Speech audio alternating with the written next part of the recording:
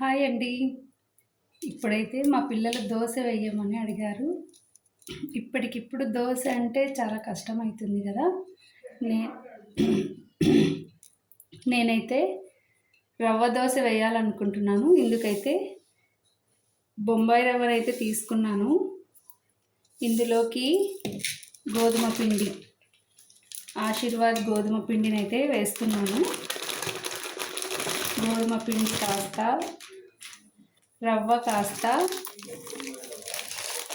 అలాగే కాస్త శనగపిండినైతే కలుపుతున్నాను. శనగపిండి వేస్తున్నాను. సాల్ట్,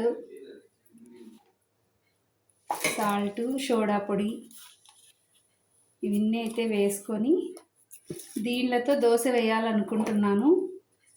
అయితే టైం 9 అయ్యింది. ఈ టైంలో దోశ వేయమని అడుగుతున్నారు మా పిల్లలు. అన్నం అయితే తినారంట. ఇంకా వాళ్ళ కోసమని దోశ చేద్దామని అయితే ఫిక్స్ అయిపోయాను. దానికోసం అయితే పిండిని అయితే కలుపుతున్నాను. దోశ పిండి లేనప్పుడు దోశ అడిగితే ఎలా చేస్తామండి? పిల్లలకి ఏం తినాలో ఏమో ఏం తెలియదు.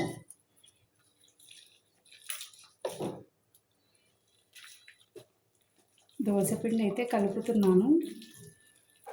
ఇది కలిపిన తర్వాత దోశ ఎలా వచ్చిందో చూద్దాం.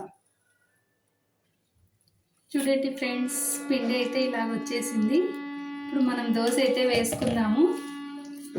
దోశ పెన్నం అయితే హీట్ అయింది. కొన్నిసార్లు దోశ అయితే లేయడం చాలా కష్టంగా ఉంటుంది కదా, అలాంటప్పుడు ఇలా ఆయిల్ వేసుకొని నిమ్మకాయ హాఫ్ బద్ద తీసుకొని దీని మీద ఇట్లయితే బాగా రుద్దాలి. పెన్నం మీద నిమ్మకాయతో ఆయిల్ వేసి అప్పుడు దోశ అనేది పరుచుకోకుండా లేసి వచ్చేస్తుంది.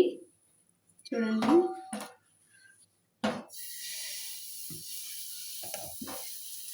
రవ్వ దోశ ఎలా వస్తుందో చూడండి. యమ్మీ యమ్మీ దోశ.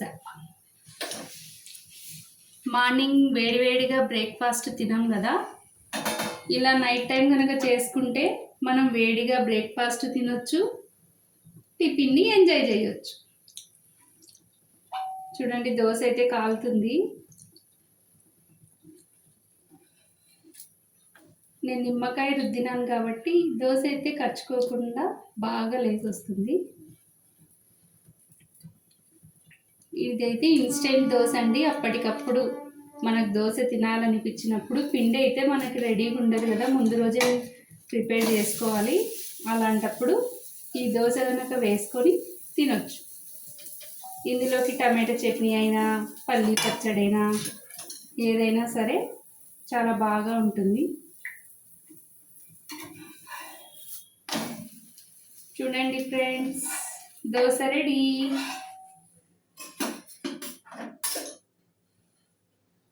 చూసారా ఎలా వచ్చిందో దోశ? రవ్వ, గోధుమ పిండి, కొంచెం శనగపిండితో instant dosa ready. Thanks for watching.